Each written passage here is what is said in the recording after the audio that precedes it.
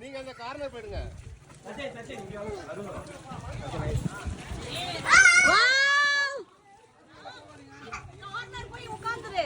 சச்சின் இந்த பக்கம் வாடா. சச்சின் எல்லாம் சென்டர்ல வாங்க. ராம் அங்கிளோட விளையாடுங்க.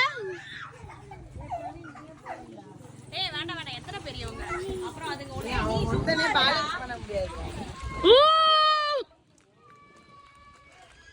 ஏதோ ஒண்ணு உள்ள அழுகுற சத்தம் கேக்குது.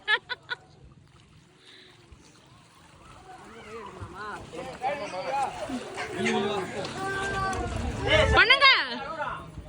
என்னடா